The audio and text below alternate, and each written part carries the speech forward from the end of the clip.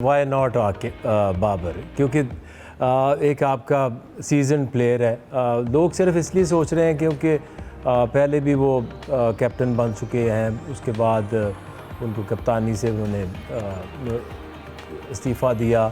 लेकिन ये कहीं ऐसी बात नहीं है कि आप एक दफ़ा कैप्टन बनते हैं। पास में भी अगर आप देखें तो जावेद मियांदाद हों, वसीम अकरम हों।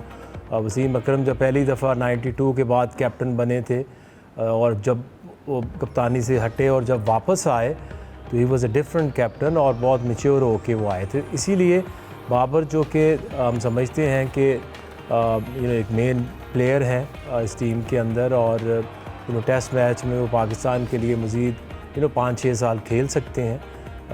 तो इसलिए शान जो है उनको, क्योंकि ऑलमोस्ट 3 इयर्स का एक रन मिला जिसमें काफ़ी प्रॉब्लम्स आई हमारी टेस्ट टीम को।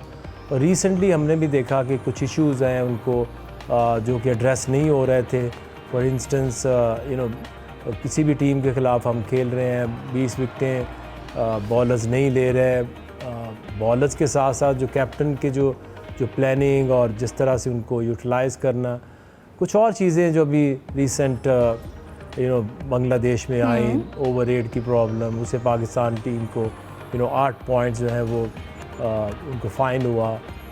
कुछ DRS के डिसीजंस हैं, क्योंकि कुछ ऐसी रिस्पॉन्सिबिलिटीज़ हैं जो कि कैप्टन की इटसेल्फ होती हैं, कुछ प्लेयर्स की हैं, टीम की, कि अपनी परफॉर्मेंस को गेज करना, और सिलेक्टर्स का काम है एक लार्जर ग्रुप को सिलेक्ट करना। तो ये सारी चीज़ें ज़हन में रखते हुए आगे जो हमने देखा कि पाकिस्तान के जो वेस्ट इंडीज़ है, इंग्लैंड है, टफ़ मैचेस आ रहे हैं, तो वी फील के सारे सेलेक्टर्स ने इसके ऊपर डिस्कशन की कि let's move on and bring a new captain, ताकि टीम की जो परफॉर्मेंस है उसके जो है पॉजिटिव वे में रिज़ल्ट आना शुरू हों। बिल्कुल। वैसे तो अगर हम बाबर की T20 फ्यूचर के हवाले से बात करें तो T20 की कैप्टनसी भी लॉन्ग ड्यू है, तो आपको लगता है कोई मज़ीद वादे भी हुए हैं? देखिए, अभी तो स्पेसिफ़िक सिर्फ टेस्ट क्रिकेट के ऊपर बात हुई है और बाबर के लिए टेस्ट क्रिकेट हम समझते हैं कि एक मेन फॉर्मेट है और उसके लिए सिर्फ अभी डिस्कशंस हुई है। और एंड वी होप कि सेकंड टाइम अभी वो टेस्ट के कैप्टन बने हैं तो ये लॉन्ग टर्म चलें, टीम की परफॉर्मेंस, उनकी अपनी परफॉर्मेंस जो है वो बेहतर आए, क्योंकि आखिरी नंबर पे हम टेस्ट क्रिकेट में आ चुके हैं। तो रेड बॉल क्रिकेट हमारे लिए इम्पॉर्टेंट है, क्योंकि below many teams Pakistan deserves a spot which is reasonable, like कम से कम आपको 4-5 की पोजीशन पे होना चाहिए। सो वी होप कि पाकिस्तान के लिए बाबर जो है वो एक अच्छे कैप्टन की चॉइस बनकर सामने आए।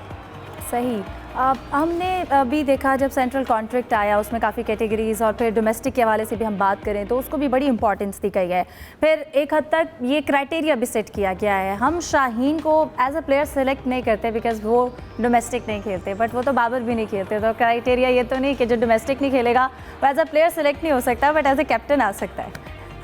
देखिए, उसमें एक चीज़ बड़ी ज़रूरी है, क्योंकि एक प्रॉब्लम तो आ रही थी जिसकी वजह से फिर हमें ये सेंट्रल कॉन्ट्रैक्ट के जो ट्रैक्स अभी आपने जिक्र किया, A track reflect to red ball test cricket, B जो है आपका वो ODI क्रिकेट है, सी इज़ योर T20।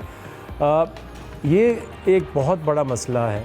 जब भी हम टेस्ट की टीम बनाते हैं तो सबसे ज़रूरी ये बात होती है कि कैसे 20 विकेटें लेंगे। जो टीम कम से कम 20 विकेटें लेगी नहीं, वो मैच नहीं जीत सकती।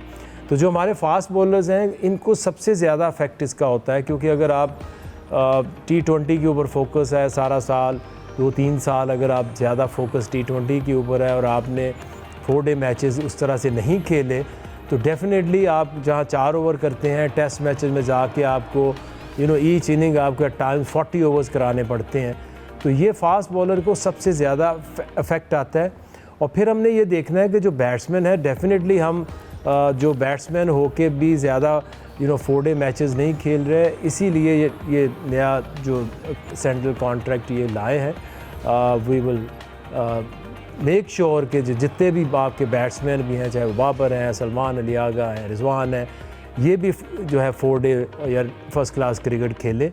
बट इट्स नथिंग लाइक के लिए रूल कुछ और है।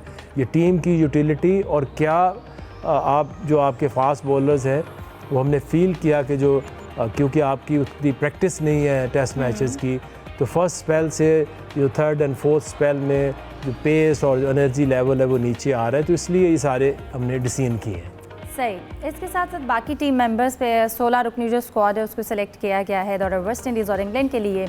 हमने पहले अमाद बट को लिया, अब हमने आमिर जमाल को लिया है।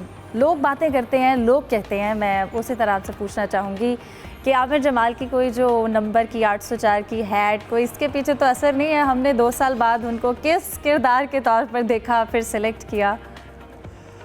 देखिए, बीच में उनकी 2 साल से कुछ प्रॉब्लम चल रही थी, बैक इंजरी भी एक वन ऑफ द रीज़न थी, लेकिन जब हमने बांग्लादेश की टीम सेलेक्ट की थी तो वो राइट आफ्टर द PSL थी।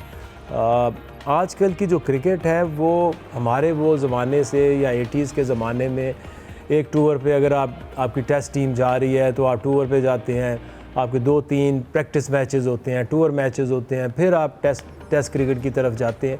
लेकिन आजकल सारा ट्रेंड जो है वो चेंज हो चुका है आपके लिए।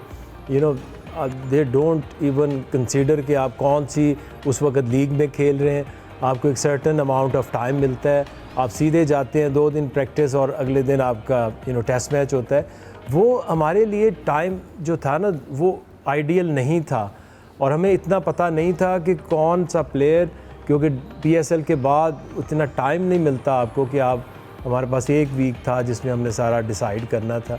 अब जब ये वापस आए हैं, इमाद बट को रखने का मकसद ये था कि आप 16 में जब सेलेक्ट होते हैं तो कभी भी गारंटी सिलेक्शन 11 की जो कोच और कैप्टन ने आपको फिर टीम में डालना होता है, तो उस तरह से उनका 2 टेस्ट मैचेस में इंक्लूजन नहीं हो सका।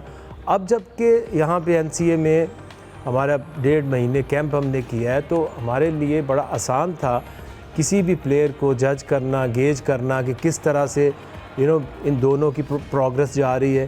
There was like Aamer Jamal was miles ahead in term of bowling, sharp, fast, और जो दूसरा तीसरा स्पेल है उसमें भी उनकी काफ़ी जो है pace and energy Imad Butt से बहुत बेहतर आ रही थी।